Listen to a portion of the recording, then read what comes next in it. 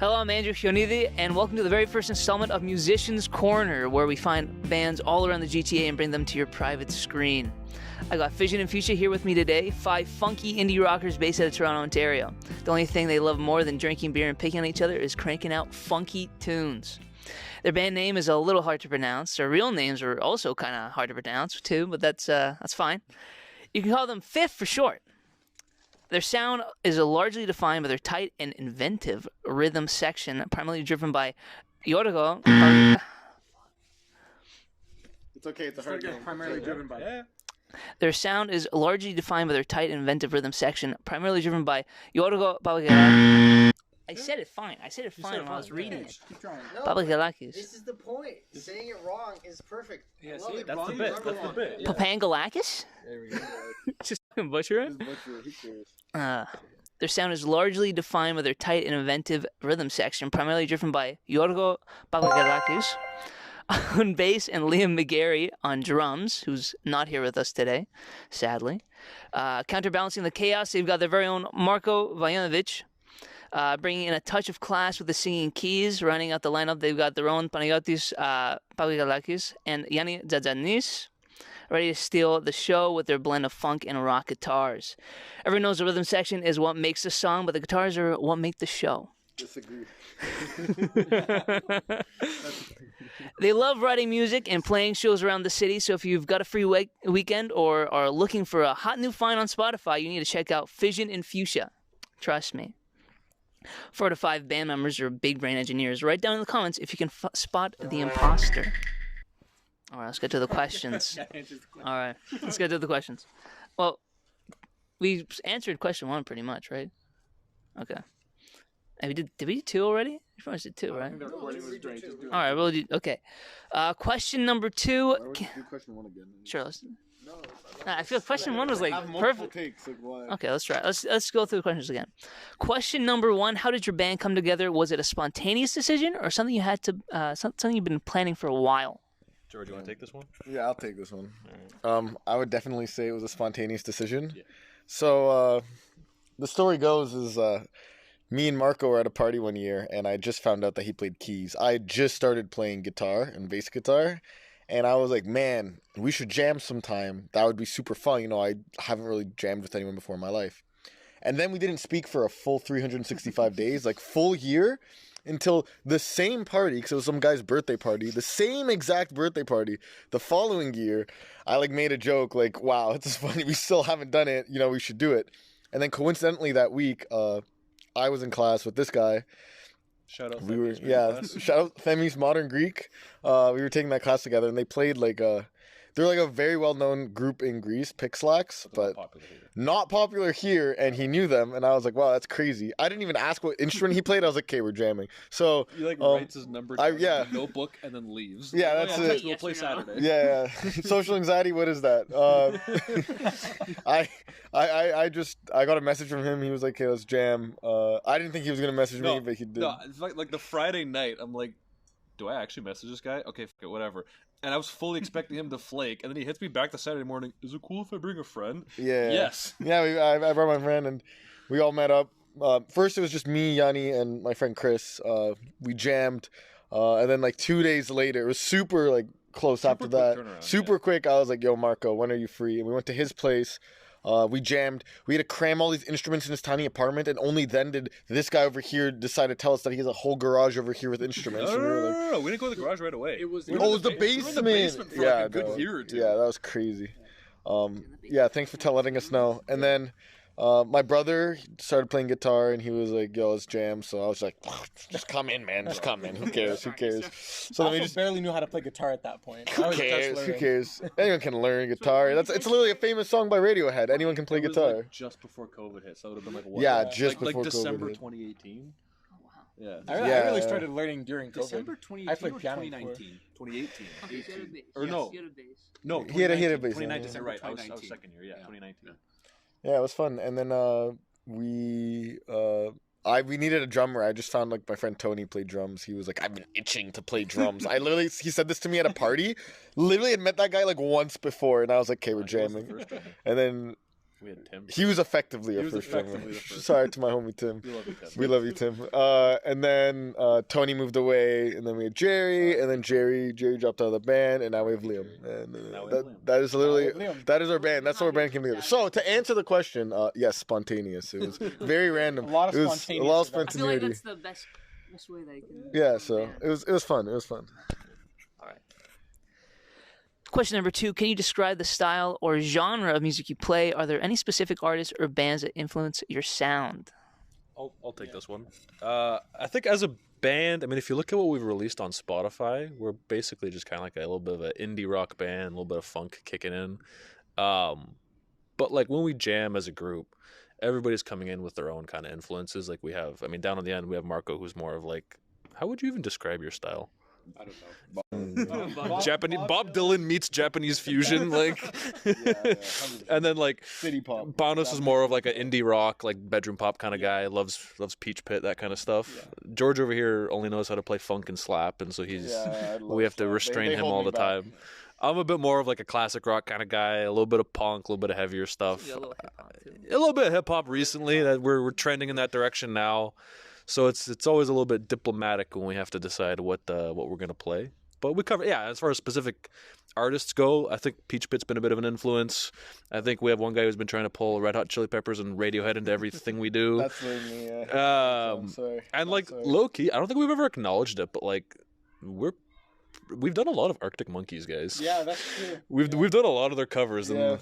And I think we've done most of our covers. Yeah. Covers wise, Yeah. it's probably them and Pink Floyd. 4 or 5 different songs. Yeah. Over And like we've never really talked about, like I feel like that doesn't come through in our writing as much. But whenever we have to pick a cover, we're like, bet. Yeah.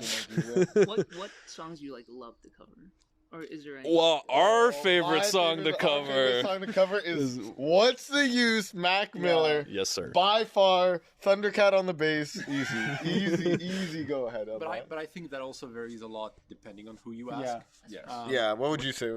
When we're setting up for a gig, we have a rule where we like each pick a few songs, and then like a certain, like let's say 2 out of the 3 songs that we pick have to be like crowd pleasers. And so it's kind of like you end up with this like mosaic of a bunch of different things that then we try to like get to fit into the same gig vibe wise. Continuity. So it's like you're going to have what, like MF Doom next to Taylor Swift at some point. Once and never again.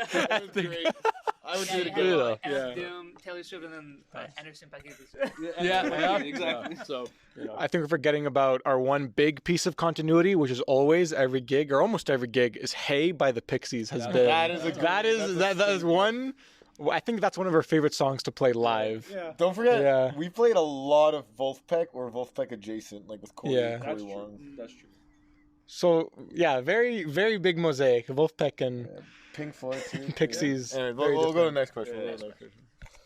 Question number 3: When and where was your first performance? How did you feel before and after? Who wants to take this one, bro? Who wants to take this one? So this is a great one. we won't. Let's not flame the place. Let's not name. say names. We won't name the bar, but there's a specific bar in the West End of Toronto that we booked for our first show, and let's just say it wasn't the cleanest or the most smoothly organized, The easiest to get. Yeah, or even the easiest to get to. It was out of the way. It was definitely like a dive bar. Look, prior to going to the venue, I was super stoked. I know these guys were stoked. We were super hyped. Yeah. Upon arriving at the venue, the stage was big, so I was hyped. I was like, I don't care. I got space to go off, but Well, compared to the space we have in here. I'm gonna let Marko take it away. yeah, like- What- I think it's like it was really hard because we had no idea like No who to expectations. talk to or like how to play a gig live. Like we had like only our friends and family members who could like come, and we had, I don't even think we had anything published at the time. No, nothing Right. published. We like just kickstarted our Instagram with like one post for the show. Yeah, and so it was like, what place is going to take a band that has nothing on their Spotify, like that doesn't even like background check, like you could, like now looking back, it's like easy because now you can just talk to a promoter and be like, hey, here are our last 10 gigs, or here's our Spotify. And it's pretty easy to book gigs at that point. But like, we just had to find something. We had to start. Right? And we were stoked that we actually found a place that would take us. Yeah, but I guess I want to say big shout out to all our friends and family who did come, because we had so many people come support us. It looked like we were like a huge band, because it was just it was a pretty small bar, and it was just packed with people all supporting us. It was all like friends and family, and So your parents and like yeah. another cousin. and and I think it went pretty well. Yeah, like the gig, I think we all felt really happy with how we played afterwards. Yeah. Yeah, I would say. There's a video of the whole show that Adi took for us. Yeah. And not gonna lie, like I haven't gone through it recently, but like a little while ago, I went through the videos, and there were a couple songs where I was like, "Damn, we like actually pulled those off." And then there were a couple songs where it was like, "Damn, they let us get up there and do that." Yeah. Yeah, there were definitely a couple songs where I was like, wow, okay, we were not ready for that one. But I think it went well. We even, I don't know if you guys remember, we pulled out an encore, Fake Tales, and that low-key was our best song of the night, and we hadn't practiced it at all in the build-up. Hey, it works. I think that wasn't our first gig. It was. Well, as a band, it was.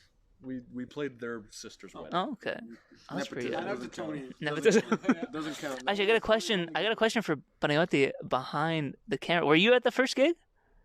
I was not, no. Peter? Oh, he was not at the first gig. Second after. Oh my goodness. That is heartbreaking. That's Black Swan. I think it was the Black Swan. he didn't come to. Yeah. Wow. You probably remember other. Wow. Yeah, I tried to be at every show. Yeah, he's a We great love friend. Panayotti. Great friend. We love Panayotti. All right. Question number 4. What is your favorite part about being in a band? Is there a particular aspect of the creative process that you enjoy the most? Who wants to start?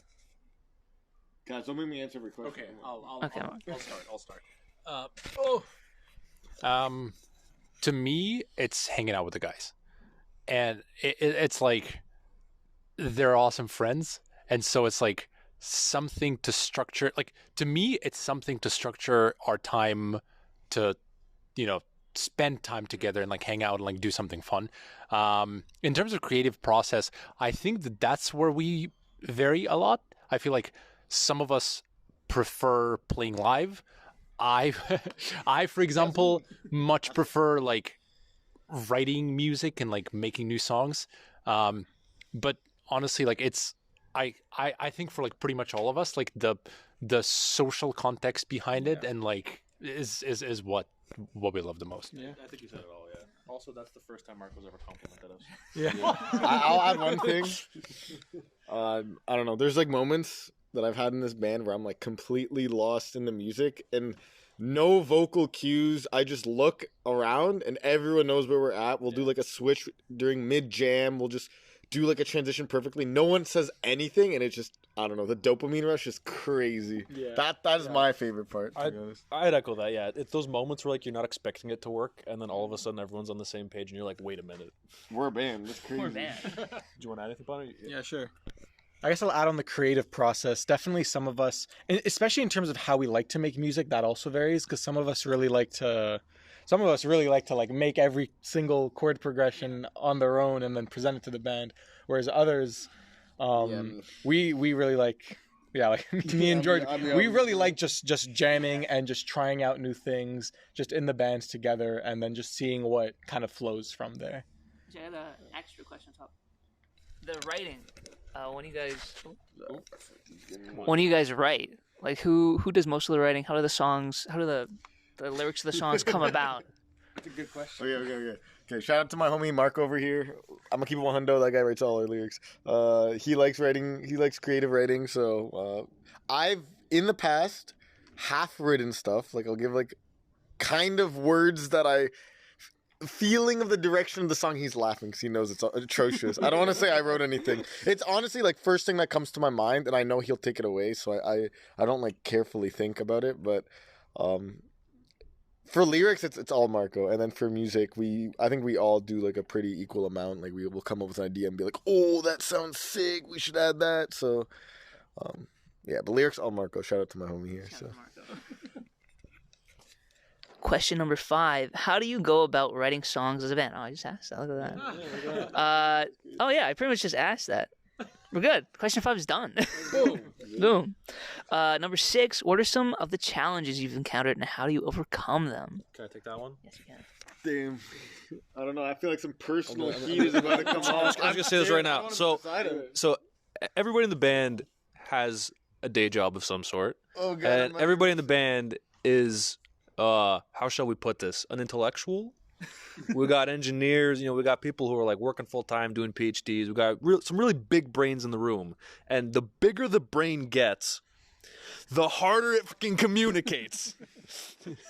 So I don't know about y'all if you want to echo this, but like a big challenge is just like, as Marko said, like he loves the structure and figuring out when to hang out. I love that as well. I think a lot of the time, because we have day jobs and shit, schedules don't align a lot of the time, so we can get frustrated because we want to play music and we want to get together, but it just isn't feasible sometimes given our other responsibilities.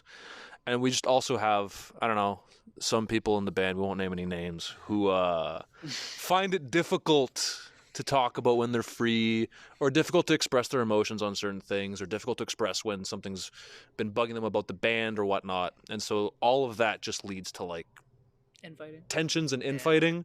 But I think we've done a pretty good job so far of like navigating the turbulence. And at the end of the day, You're growing. yeah, at the end of the day, we're all homies. We all care about each other, so we figure it out. We're all confident.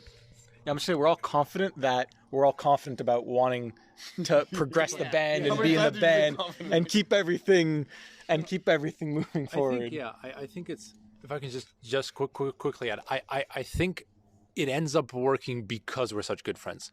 I think like if we weren't, like if we didn't like each other, like saw the band as like, oh, just an activity, I feel like it would have ended a long time ago. So yeah. Yeah. Sorry, you can go.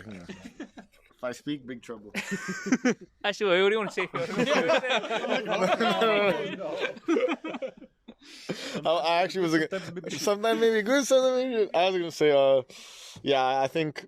Look, we're all really good friends here, so sometimes we'll just absolutely dog each other, just lay it on someone. And I feel like if we weren't such good friends, like, man, it would be tough to be like, look yourself in the mirror after and be like, yeah, I want to keep this going. Like it's tough, and sometimes it is hard. And there's definitely been moments where I think we've all been like, okay, we need to take like a step back for like maybe like a week or two and just take some time off. But I think we all respect each other's dedication, and sometimes maybe we don't always appreciate it, but we do.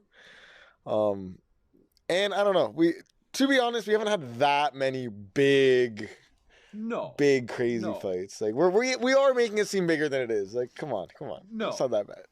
It's not that bad. No. He's trying to do damage control right now. It's PR. It's PR. Yeah, it's fine. I swear. Blink twice if you need help. Question 7. Actually, I think this kind of goes into question 6. Or what? Funny what he was saying. What are your goals for the future as a band? Are there any milestones you're working towards or venues you hope to perform at? I have thoughts, but let's okay, I can start. Yeah, I think that is one place that, like we were kind of talking about before, it differs depending on the person you ask, because some people are more into like publishing music and some people are more into playing live shows, and some people really want to do both, but it's hard to find time to really dedicate to yourselves doing both. But I think we're all in agreement that, at least for the time being, we really want to focus on actually publishing and writing more music together. I think that's where we're at. I agree with that. You want to add? Marko, do you want to say Sure, that? yeah. We're also pretty lucky that we had a string of gigs for about, I don't know, a year and a half, where we played at a bunch of places where we kind of really wanted to, like almost had like a bucket list to like, it's like, oh, let's play to like the Piston and Sneaky D's and Drake Underground. Yeah. And then once we kind of played a lot of those places, now it's like, okay, maybe, expand the repertoire a little bit so that maybe for most of the gigs we can play just originals, because for the most part we've been like 3 or 4 originals and then everything else is covers. We kind of want to try to make that percentage as big as possible. So that's kind of the next step. Yeah, I'll echo that. I think we're all in agreement. We need to write some more stuff and show what Fission and Fuchsia actually is. On the venues question, there's definitely still a long bucket list of venues that we're keeping up. Top one, I mean, I'll give you top three. There's three kind of venues that, in my opinion, are like venerated spaces for local music in Toronto, and we're not talking like big places. Like obviously, like, we all want to play like Budweiser or whatever, but like the three sort of local spots that I think we can hit. Like I think they're achievable, and I think we'd like to do it. Are Horseshoe, Lee's, and the Elmo Combo. Oh yeah, Actually, like that's you, nice. you hit all three that I wanted to. Yeah, those are the three that like I think if we buckle down and we actually put out some music of our own and we show that we have our own sort of presence, I mean, we draw crowds. We can do it. I mean, we played Drake's. We played the Drake Underground. Yeah. That's nice. Yeah. I feel like it's like same level. So do you want to do like Velvet Underground as well? I would love to do Velvet. I mean, well, I would. I think it's a little. It's like just bordering on being too big for those Yeah. casual gigs. Yeah, like I think in order, like I think Horseshoe would probably be like the next sort of level, and then Lee's, and then maybe Elmo I mean, Combo. horseshoes were like all the grades. Yeah, Like, but dude, Elmo Combo, playing- dude, the Stones played Macombo. that's true. Actually, I just saw Bare Naked Ladies Emma combo. Yeah, So yeah, it's pretty good. Oh man. All right. Question 8. Can you share any memorable experiences or stories from your time as a band so far? what's the rating for this episode? Yeah, what's the rating for this? I don't know, R. Oh, okay. If I speak, big trouble on this one. No, Big you trouble. speak then. You speak. Oh god. George. Yo, I don't want to start. Oh god, I have so many iconic memories. A lot of them in this garage. Some of them good, some of them bad. God, okay. No, I gotta think of, right now. All like the cursed ones are coming in my mind. I gotta think of a good one. No. So, someone give a good one first, and then I'll be inspired. No, I don't want to give a cursed one. All the totally not erotic, shirtless summer nights in this garage. We're all sweating bullets. It's crazy. You cram 5 adult men and a bunch of amplifiers in a tight space in the summer. We're all just dripping afterwards. Close it so that there's no. Oh, because the neighbors don't want to hear the noise. Yeah. Oh, I got a good one. Core memory. There was a many summers ago. Shut up. I got a good one. There's many summers ago. We had played our first show. We were about to play our second one. And I don't know why. We were a little bit more nervous for this one.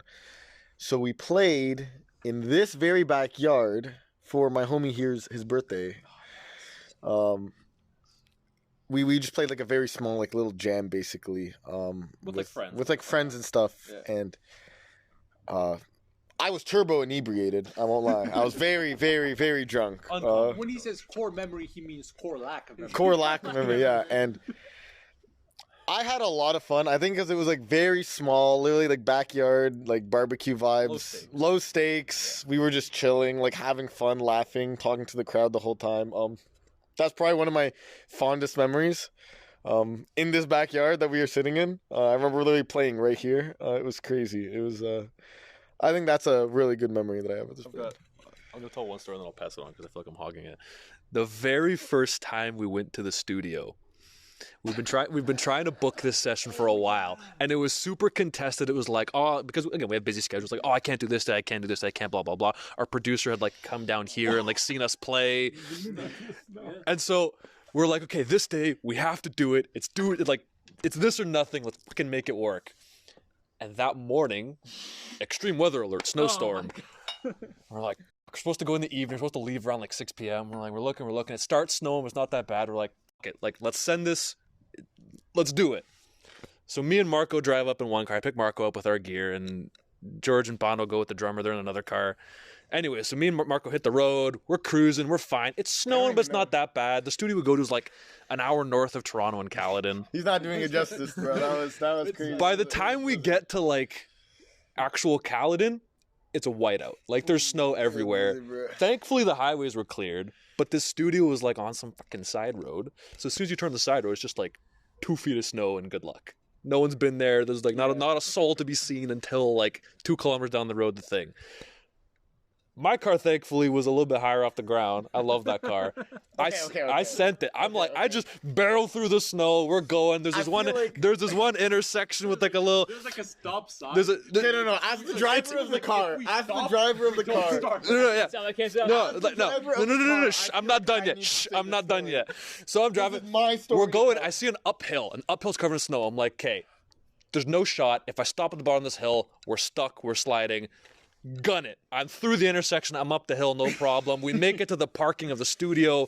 Hard to park. We're sliding all over the place. I had brought a shovel because I was smart. Did go to a little space, park the car. We get in. We load our gear. We're fine. I'm waiting a message. I call George. I go, George, where are you? Oh, we're on our way. Okay, we're about 45 minutes. Okay. Call him back. Oh, we're about 20 minutes out. Okay. 20 minutes later, and still nothing from George. Half an hour, nothing from George. I got a call. We're stuck. Okay. Where are you? Driver of the car. We're at the bottom of the hill. Let me say my piece. As the driver of the car, okay? Shout out to the Mini. Shout out to the Mini, bro. I drive a Mini Cooper. And we fit so many instruments in that car. That car was not regulated for the weight we put in that car with just instruments, okay? It was crazy. Entire drum kit. Like half a drum kit, amps, guitars, everything. Did you not bring any amps to the studio? Not to the studio. You didn't bring a drum kit to the studio? Oh, the studio was just... The studio was... No. It was our guitars, too. I had the guitars. Sorry, I had the guitars. No, I brought my bass, bro. Don't even... you brought your bass. Don't even... Okay, yeah. It's like... Anyways. There's also... We did not have winter tires on this car. So it was... All-season tires and a little... To the people, my Canadian homies watching this potentially at home, you guys know, without winter tires, and in a Mini Cooper, 0 weight, 0 traction, known for spinning out, it was crazy. So I was slipping and sliding the whole time, and I remember being like, wow, this is hilarious. Like, we might die. It's crazy. And it literally looked like a movie. Like, No. So what happened is, the scene in Star Wars where they're going through the stars, they're going like the fast and light travel? Yeah. And then you see like the stars coming into frame. Like that's how the snow looked. It was pitch black, middle of nowhere. Like I had no cell reception, nothing. No streetlights. Nothing. No streetlights, nothing. And I remember being like, wow, this is actually terrifying. You know what's a good joke? I should wake up the drummer sleeping in the back and see his reaction. I did not know this guy was prone to panic attacks. He's having a full-blown panic attack in the back. Dude, he was crying. It was crazy. He literally immediately is just like, where are we? What's happening? And I was like, oh, I feel bad now. Okay, that was a bad joke. And I see the hill that Yianni talks about. And he stopped. And now, no. Key thing is, I can barely see. And I can make out the shape of a stop sign on the other side. There was no stop so in his direction. Turns out it's a three-way stop, yeah, and my direction is the only direction without a stop sign because they know people going up this hill, like you can't stop or you're stuck. And I remember we're going up, and I like tap my brakes. I'm like, is that a stop sign? I can't tell. I can't really see right now. I can't even see oncoming traffic. I kind of want to stop to make sure I'm not going to get hit, okay? And then I'm like, no, we're not making it if I stop. So I go back on gas, and I just feel the car slowing down, and we start sliding backwards. It was like a double hill. It was like a down the hill. It was not even just down and to the right, so and like sliding this it was way. crazy. I pull the handbrake too, slam the brake. It is not stopping. I'm like, Panos, get the fuck out! Like, stop this car, bro. Panos is literally holding this car with his hands. I swear. It finally stops. There's no like with the friction. We put like there's like some snow. Like it stops sliding, and we're just like, okay, let's try and get up this hill. We're pushing.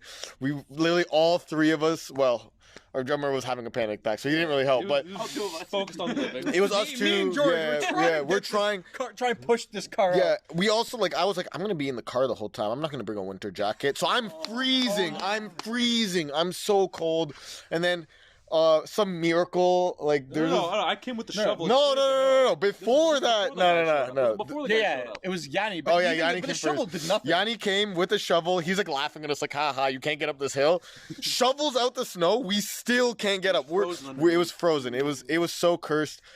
This other car behind us like sees us. This poor guy tapped his brake, immediately got stuck too. I was like, I'm so sorry.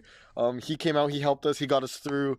We got his car unstuck. We got his car and stuff. Yeah, we didn't leave him there. But he helped us get us up. But we were there for a solid like almost hour. Finally get to our first session in the studio. Like heaving out Heaving. of breath. Like, No, we went up- Marco stayed behind, was playing with his keyboard the whole Yeah, I know. I don't know what Marco was doing. He dude, we went up that hill like inch by inch. Like we would push the car an inch, We stop, took out push the floor. We took out the floor mat, so we'd put the floor mat so we could only move 1 foot at a time. Yeah, one floor mat distance at a time to get extra traction. It's engineering. Dude, we finally get to the house. Our idea. That was the guy. Yeah, it was the guy's idea. We finally get up the hill. It was so cursed. We get to the studio. I'm like tilted. Panos is tilted. And then Marco, we walk in. Marco's like, yo, what took you guys so long? And We've been trying microphones. I was like, that was crazy. I was like, that was a crazy experience.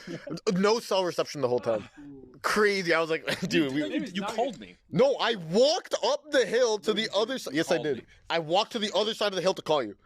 Don't tell. You weren't even there when I called you. Best length of, No. how we went to the studio. No. Anyways. That's not even the first. That's not even the last time that the Mini failed on us at that studio. Yeah, there's another time where the Mini literally like our Mini transmission just exploded middle of the intersection. We were in the middle of the intersection of downtown Toronto. Yeah. Like blocking so much traffic. It was crazy. in the left lane. It was Davenport and Bay. No, like the three-way intersection, middle of it, like literally middle of it.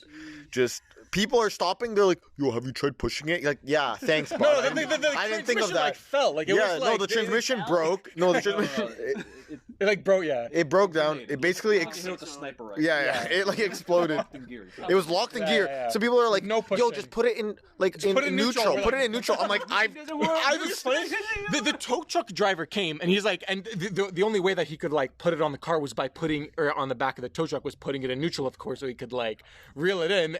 The car was like, I don't know. Yeah, no, he dragged it. He dragged it. No, yeah, he skid the whole way. No, I just remember I got so mad. Some guys like just stick it in neutral, and I was like, dude, I drive a stick shift car. I know what neutral is. Like, please. And then he was like, well, is the handbrake up? And I was like, thanks. Sorry, it was the handbrake the whole time, guys. I'm stuck in this intersection. My bad, guys. My bad.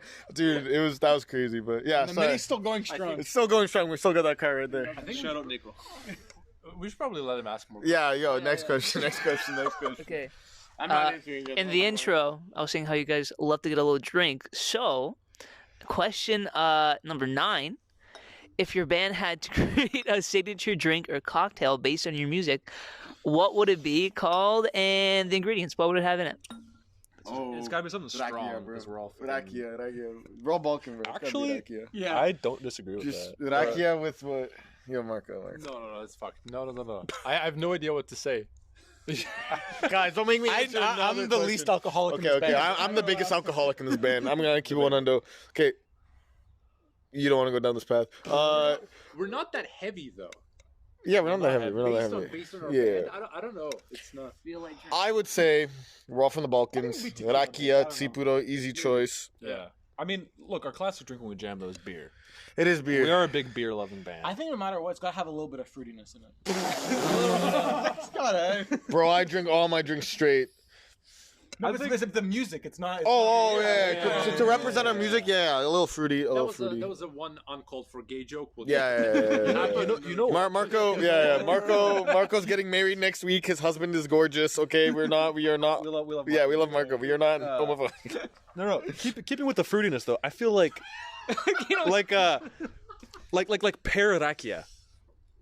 Pear rakia. Like or If like it's not heavy. yeah, like a fruit infused or like a 55% one. yeah. Oh, the homegrown one Yeah. that you like pass out at my house. Yeah, like a nice like cut diluted kind of like a little bit of fruity rakia or tsipuro. Shows our little bit of Europeanness because we're Balkan. Shows a little strong because we like the big drink. strong men. It's a little fruity. Big strong Greek men. It's not overcomplicated. I'll take it. Yeah. I think yeah. Oh, funky. A little free because we're all happy here. Okay. Question 10. If your band were stranded on a deserted island, which member would you have to start the fire? Which one would be in charge building shelter? And who would be the food forager? Well, I think for building shelter, I would vote. I'm gonna let you answer this. Okay, I mean, I think big trouble. What's the big trouble? There's none. There's big trouble for this. Big trouble every question. If I speak. I think building shelter. I vote Marco. He's like the big strong man of the band. He's the dad of the band. No, you disagree? No, sure. I would say for starting the fire. I would say me and Liam, because I think we have like that like engineering mindset. We would get all the tools, we would figure it out. And then I would say definitely for foraging food, I would say George and Yianni, because I could see them just out there hunting, just trying to muck some like, trying to muck. Who's the hunter? Who's the gatherer? I would say Bro, I'll do whatever it takes to eat, man. I'm not gonna lie, bro. he's the hunter. I'll do whatever it takes. I'll eat. Yeah. Because Yanni's more dependable, so he'd just be chasing animals around the apartment. We just be he'd just be chasing wild animals around the island while Yianni actually brings food for us to eat. No. I'm gonna defend myself. I'm literally the most dependable one here. I go to like every maybe Yianni. But I'm not gonna take that from you, bro. I'm not gonna take that from you. Okay? Yianni, Most dependable. All I'm saying is you've missed band practices. I can't miss them when they're here. I missed one. What do you mean? You missed months of band practice. Yeah, for the fucking army. And I booked you guys a show while I was gone. That's true. He's right. I booked them a show while I was not in a different continent. He's right. Just for the people watching at home, Yianni was in the army for what? 3 months. 3 months. 3 months. The Greek army. What is it? Question 11. What's the most embarrassing guilty pleasure song that each member secretly loves? Let's start with Yianni. Oh my God! Oh, don't start with me. Do not start with my brother.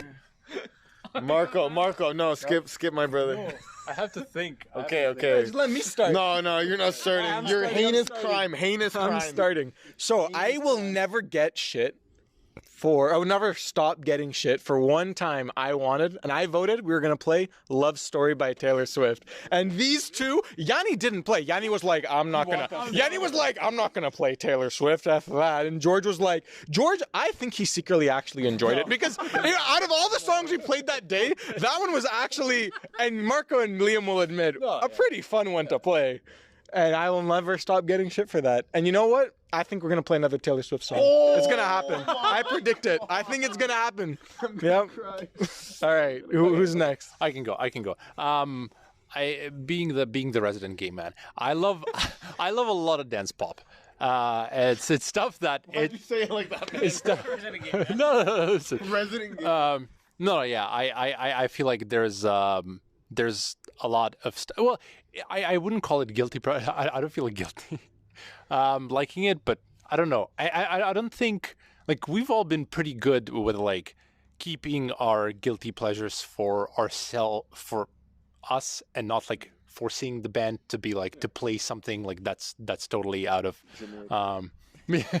What is yours? What is yours?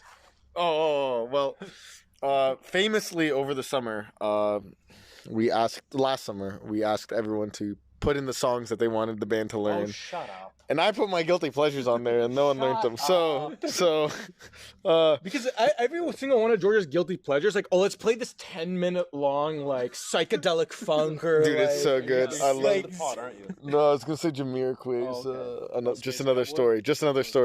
Of songs we've played though. Tool as well. Yeah, there's Tool of the Pot. Out of songs we've played, I famously did not want to play the song. And over time, it really grew on me. And now it's like a guilty pleasure of mine. But Private Presley by Peach Pit was a song where the only reason I'm saying guilty is because I was low-key roasting it when my brother brought it up to the band. And I was like, I do not want to play this song. Or I think, Liam brought it. And I was like, I don't want to play this song, bro. This song sounds like, okay, it's actually a good song. But I was like, man, the bass part's so, like, it's just very repetitive. Like, it's a good song, and then we played it, and I was like, wait, it's more intricate than I thought, and it's like, it's just a vibe, and I was like, okay, you know what, I very underestimated the song, and now it became my guilty pleasure, so I would love to play it again. Marko never actually answered. Yeah, that's true. It's true. He said he doesn't have Wait, okay. Of the songs that we played, I don't know. Well, No, the blonde song. Blondie. Lil Green. Oh, Ace, I don't know. I don't feel like. Listen, if a song is so bad that I feel guilty listening to it, I don't. Like, I don't know. It's like, I genuinely, like, I fucking... What you're trying to say is you don't believe you have guilty pleasures because you think all the songs you pick are the best. Yeah. And this is the dynamic of our band with Mark. Welcome to our band. Oh boy. Narrowing down a song is hard because I feel like I listen to a couple genres that I feel like are just very far from what we play. Like I love a lot of punk rock, and like George gets bored with punk rock, and nobody else in the band vibes with that. So I feel like there's a lot of like really I basic, want to play quarter note. like really basic, like whiny punk songs that I get hyped to. Like anything by like Turnstile or like okay, first of all, Billy Talent or Toronto Legends. Second of all, Yeah, no, they're sick. Actually, they're sick. Yeah, yeah. I love. The name is escaping me. Favorite Like favorite show ever. was stuff Billy like Talent. Never Fight a Man with a Perm. We could never play because it'd be too boring for everyone. But like I feel like that's a vibe. And I also listen to a lot of like I don't know weird rap sometimes. I feel like wouldn't flow, but maybe with more of the hip hop vibe. I would be down. You know Yeah. me. I don't know. I feel like narrowing. I'll say Never Fight a Man with a Perm as my song, but yeah. Look, if we ever got to playing Central C on stage, that'd be crazy. All right, next question. All right. Next question. All right, question 12. If your band could tour with any famous musician or band, living or dead, who would it be and why?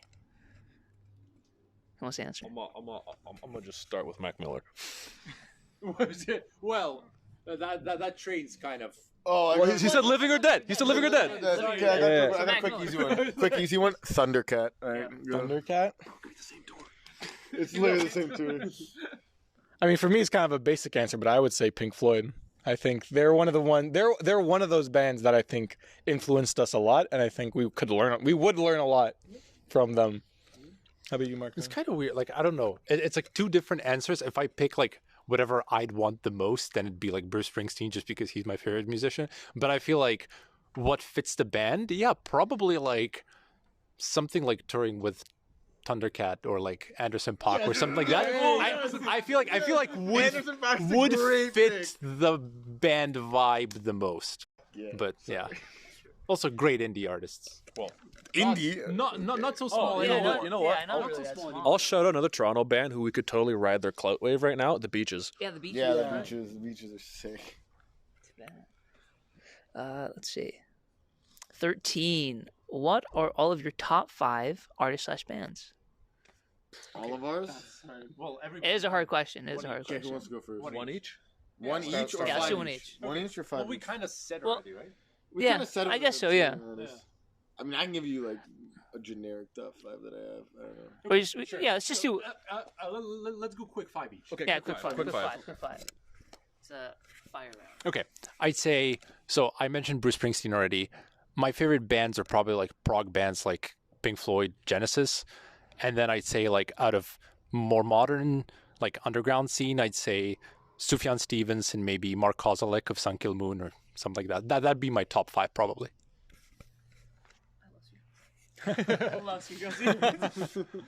Sure, yeah, I think for me right now, yeah, in terms of like older stuff, it'd probably be like Pink Floyd for sure.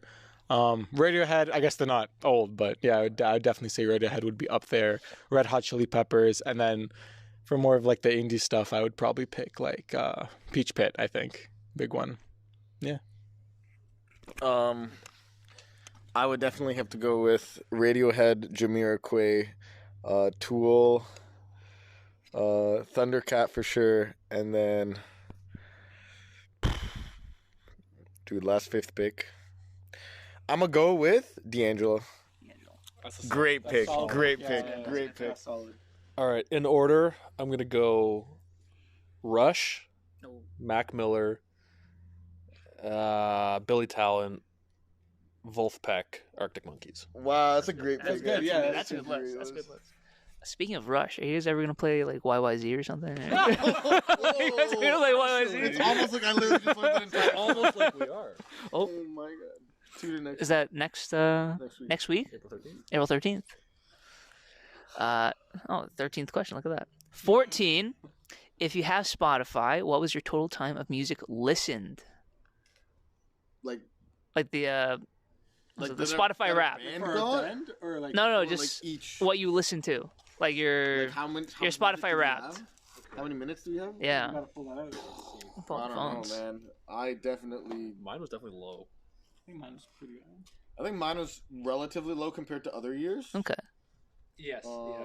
But I think in general, still, dude. How do I find my old rap? Like, We'll go to like January in your photo albums. Yes. Yeah, if you saved it. oh yeah, if I saved it. If you saved it. What's- They're all in the group chat. That's also true. do There it. we go. Group chat. Okay.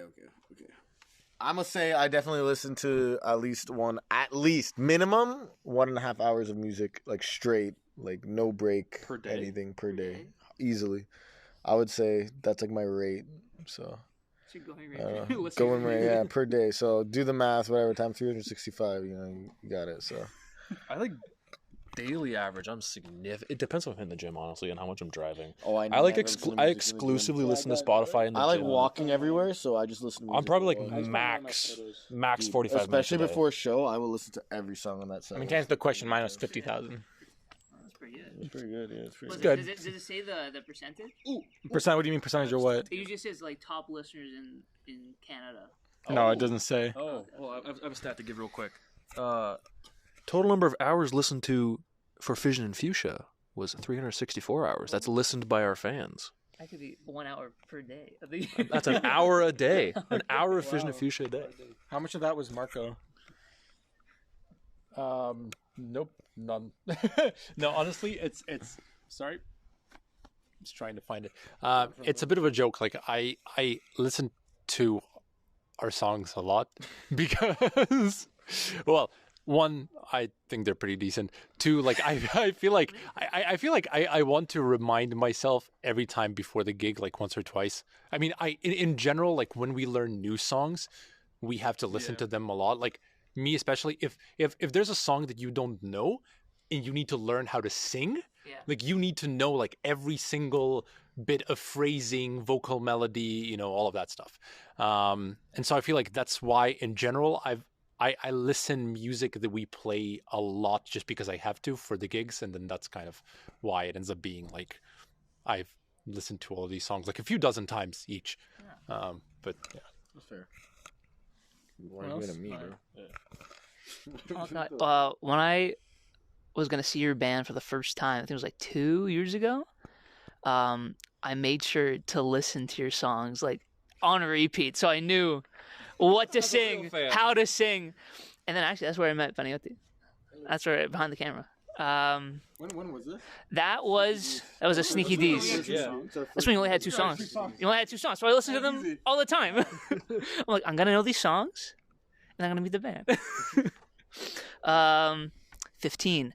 How often do you guys practice, and can you guide us through the practice process? I know Yianni answers this one.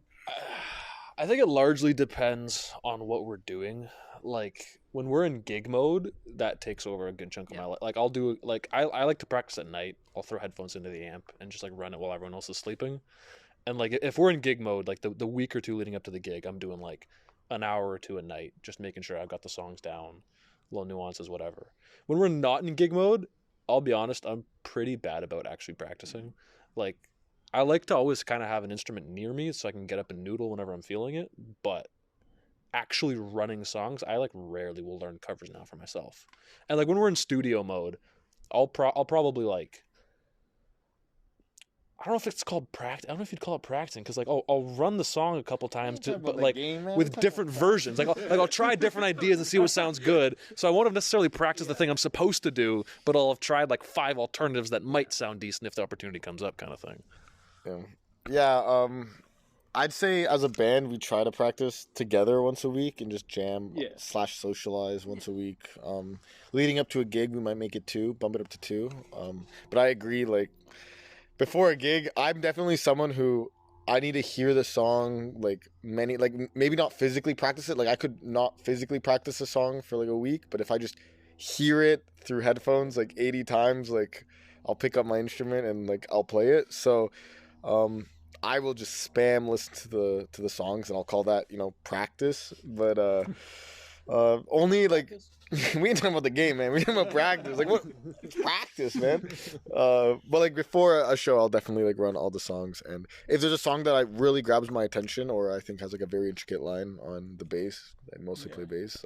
I'll definitely run it a lot solo, like. YYZ, man, I literally spent 2 hours literally just running the main riff while watching TV because I wanted to make sure I could play it with my brain turned off. Curse. Yeah, I'm definitely gonna add. I think I'm gonna add that I think we all like to downplay it, but I think when we first started playing gigs and we were new, we would all practice. I mean, especially I would, because it was my first live shows ever, would practice like absolute crazy every single song so many times every day. But at some point we started having so many gigs back to back, and we really like learning new songs, and we got really confident in our abilities to learn new songs. Overconfident. And I think at some point, we'll all agree, we got a bit overconfident, and then some songs during gigs were definitely not up to the par that they should have been. And maybe not, because some of us, especially if it was a song that's like, it has really like a really hard guitar solo, then me or Yianni like will practice like crazy, but then people who might be doing something that's not as like hard might not practice as much, but then you always got to practice, especially if it's for a live show, because it's got to be so tight. Yeah. So I think definitely the harder we've learned our lesson there. Do you want to I don't know. Yeah, I don't know how it is for the rest of the guys, but I feel like before we started practicing a lot of covers for a lot of shows, I would just like, let's say once a week or twice a week, like I would just, set up my keys and like play for like 3 hours or something like that. I feel like now it's a little less of that, just because of how much like playing with the guys and like learning new songs like scratches that itch enough that I don't feel like, but yeah, definitely like before the gigs, like those few weeks are like you have to practice every few days, and there's like, because we're so flexible with like each other suggesting picks that we haven't heard before, then like you end up having like 5 songs that you've never heard before that you need to prepare for a gig that's like a month away. So that's kind of why. Actually, I got a question on top of that. So when you have to practice and you have a gig coming up, does it feel like a chore to practice, or does it just That wildly depends on who picked the song. If it's a song you picked, you're running that day and night, and you don't care. If it's a song someone else picked, and you're like, man, I'm not feeling it, but like for them, I'll do it, and then like a little bit. Yeah. If I speak, that's it. If I speak, but that's kind of it. I feel like there's been some songs where I'm like, wow, that's crazy pick, bro. Taylor Swift. actually? What is one song that you guys or one someone picked and you're just like not feeling it? Taylor That Swift. isn't Taylor Swift. That isn't Taylor Swift. He didn't even play that song. He played 4 quarter notes for that. I was the only one who hit every chord transition in that song, and I hated it the most. I don't You know what? There was one song I definitely dragged my ass on and totally could have done a better job on, but didn't, because I probably spent like 15 minutes collectively learning it. Easy. No, yeah. I was fully mentally checked out. I was on rhythm for that one too. Easy, but I was just like, oh, it's just cool. Let me read the chords and play. Like, I don't know. I'm trying to think. Anybody else? I gotta I'm still think. thinking. I gotta I'm still think. thinking. Do you have one? I don't know. I feel like there were a lot of songs that I really like let's because here's the thing. Right now, this song, I like this song, but like, man, I was playing bass on this song, and it's just like, oh, it's 2 chords? Oh, I just alternate between the 2? That's crazy. Smooth by Carlos Santana. It's like, effectively, it's very guitar heavy. It is a good song. I actually love this song, but it's very melody driven, and I'm just like, okay. I probably practiced it like before the gig, maybe once by myself. Was that the Swan? Yeah, Black Swan. There are a bunch of songs for Black Swan. I'm trying to find like. No, but most songs I'm like, that we but were it's a like- good song. It was just like personal. What was the one that we gave up on? I don't want to. We gave up on. Oh, I feel so bad. Yes, okay. We gave up was your pick, I on think. Cold Blooded, but we also gave the up one that we gave on Kerosene. on Kerosene by Yves Tumor. That's a song that we all love, but it just didn't like we really tried it. There's just no way to play it the way that it was engineered in the studio. Like it sounds too good. But I feel like there were like a lot of songs that we like really hate. We just kind of say like, hey, can we please not play this? Or like we like try to learn it and it doesn't work, and then we're just kind of okay. I feel like of the songs that we've played, I want to mention 2 that at this point, I'm about to get roasted. at this point, now I'm kind of okay with them. But I know like learning, like playing them on repeat for like hours, I hated it. One is like Brian Storm by Arctic Monkeys because of the phrasing, and then and then the other one is August by Flip Turn, just because that one has like a very weird vocal melody and like it just but honestly, most of the songs that we end up playing we also kind of end up being Yeah, okay yeah, with in yeah. the end. It's like it becomes something you like. I don't know. It's like weird. It's like with everything else, you kind of try it and you don't like it at first, but then you get good at it, and then you're kind of like, oh, that's fine. You know? learn to love it. Yeah. Kind of grows on it. Number 16, the last question. If you had to eat a specific culture's food for a year, which one would it be and why? Oh, I got a great answer. Thai food. I actually think Thai food is like. I'm Greek, but I'll say I do. Thai cuisine is like my favorite cuisine in the world. I think it's such a good mix of southern, like Southern Asian and East Asian cuisines. It's like it's so good. I feel like it has everything. It has good fish. It has good curry, good rice dishes, noodle dishes, spicy, not spicy dishes. Like it's so good, so variable. I love Thai food. I will die on this on this hill. Like it's so good. It's so good. I mean, for me, I would say Mexican or like any South American cuisine or like any of that type of food. I'm just absolutely like obsessed with. I don't know. Very good. We've actually picked pretty differently. I'd say Italian. I don't know. It's just like. Why'd you say ew, bro? What are you talking about? It's like it's literally like. It is pretty basic. It is No, yeah, It's more basic than Thai. but that's what makes. guy saying Italian. That's Yeah, crazy. it is. Who would've It is what it is. Who would have guessed? I feel like it's just carbs on carbs. It's You fantastic. don't like carbs? Well, I love carbs. You look- That's what they got. Yeah, sure. I'm gonna. I don't know if this counts. I'm not gonna pick Greek because obviously it's biased. Yeah. But like I'm gonna go like next door and just say like Middle Eastern food in general. Yeah. Like give me some like falafel, some shawarma, some kofta. Like I'm living some bolani. Like I'm living off that for life. Yeah.